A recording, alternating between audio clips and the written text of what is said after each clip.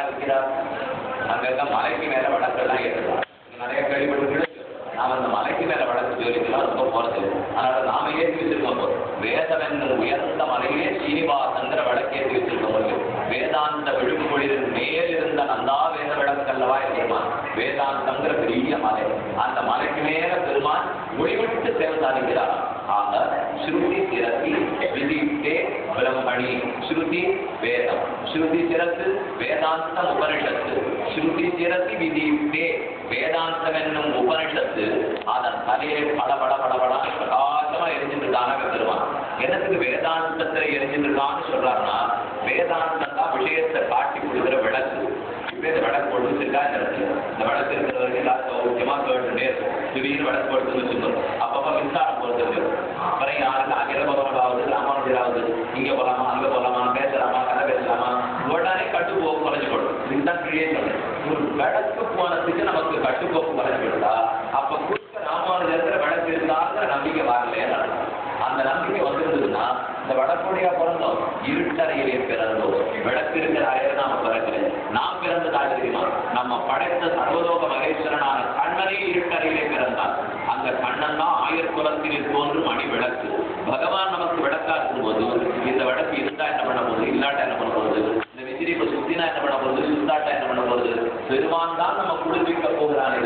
விசிறியை விளக்கும் பண்ண போறது இருந்தாலும் இந்த விளக்குங்கிறத நம்பியே நாம் வாழ முடியும். இந்த விளக்கு வேண்டாம் சுவாமி. நான் கீழே விளக்கு வேதாந்தம் என்ற விளக்கு ஸ்ருதி சிறத்து விதித்தே அந்த வேதாந்தத்தை பெருமானே விளக்காக ஒளிவிடுகிறான். தீப்தே ஒளிவிடுகிறான்.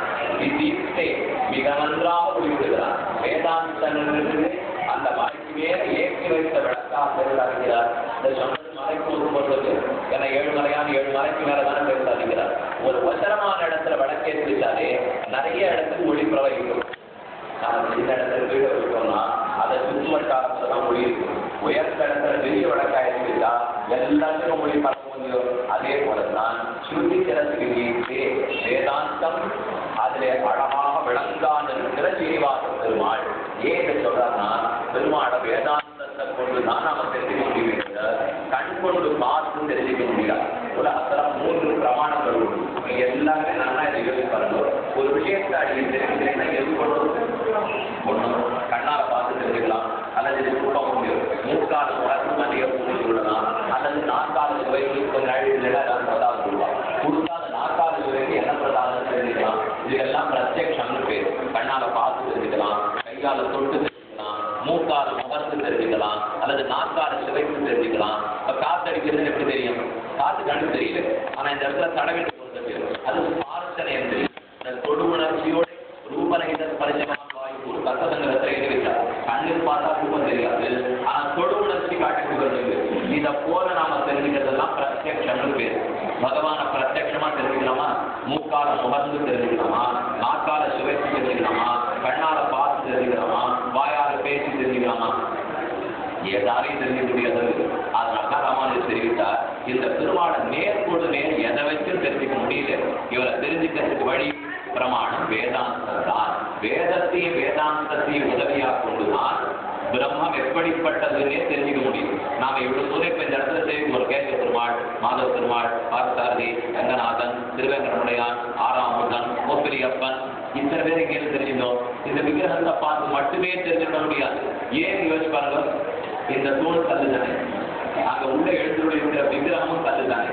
ஆனால் அந்த கல்லை மட்டும் விக்கிரகம்னு தோடுறோம், இந்த தூணை கல்லுன்னு விட்டுடுறோம். என்ன வாசியனால் அந்த வேதாந்த சொன்னபடி எழுத்துள்ள பண்ணி கலந்து. அதனால்தான் இந்த வெறுங்கல்லுக்கு அத்தனை சக்தி வந்துள்ளது. நாம சாதாரண ஒரு கோவில் கட்டிட்டு இருக்கோம்னால் முதல்ல விக்கிரகம் வந்து இறங்கியிருக்கோம். அதுக்கு சம்பிரோஷன் ஆன வரைக்கும் ஒத்துற விக்கிரகம் திரும்பி பார்க்கடா. ஆனா என்னைக்கு சம்பிரோஷன் ஆயிடுதோ உள்ள வர மாட்டா, சொல்லிட முடியாது, அத்தகையதான் பண்ண முடியும், எல்லாம் வந்து ஆரம்பிச்சிடும். எதுனாலே கேட்ட வேதாந்த சொன்னபடி மந்திரோத்தமா அதுக்கு வேண்டிய சம்பிரோஷனத்தை பண்ணிட்டாங்க. அதனால் பிரம்மத்தை நாம பிரம்மம்னு தெரிஞ்சுக்கிறதே, பகவான் தெரிஞ்சுக்கிறதே உபனிஷத்துக்களை கொண்டுதான். வேதத்தினுடைய உதவியோ வேதாந்தத்தின் உதவியோ இல்லாதப்படுத்தினா பிரம்மத்தையே தெரிஞ்சுக்க முடியாது. அதைத்தான் சுவாமி எடுத்து காட்டுறார். வேதத்தை சரியா புரிஞ்சுக்கோ, அதுல மறைஞ்சிட்டு இருக்கிற பகவானை சரியா புரிந்துகொள். வேதத்துக்குள்ள ஒளிஞ்சிட்டு இருப்பது நாங்க ஓடி பிடிச்சி விளையாடுற வயசாக இருக்கோம். நாங்களாம் தேடி கண்டுபிடிக்க முடியுமான்னா அவனுக்கு என்னைக்குமே வயசாகுது இல்லை, நமக்கு ஆரோக்கியம். அதனால விளையாட்டா இருக்கணுங்கிறது பெருமானுக்கு எண்ணம். வேதரகா சியாமம் எனக்கு புலினே வேதரகான்னு பராசப்பட்டு தெரிவித்தார். சீரமைச்சு 2 காவேரி போடுறது, 2 காவேரிக்கு நடுவில் மணல் மேடு இருக்கான். அந்த மணல் மேடு எதுக்காக இருக்குன்னா ரங்கநாதனுடைய தூக்கி காட்டுறா காவேரி தாயார். அவர் மறைஞ்சு ஓடிடுவார், உங்களுக்காக நான் தூக்கி காட்டுறேன்பான்னு சியாமம் வேதரகோ விரக்தி புலினே கேமாபதா கண்பதம் பராசப்பட்டு தெரிவித்தார். கண்ணுக்கு தெரியாத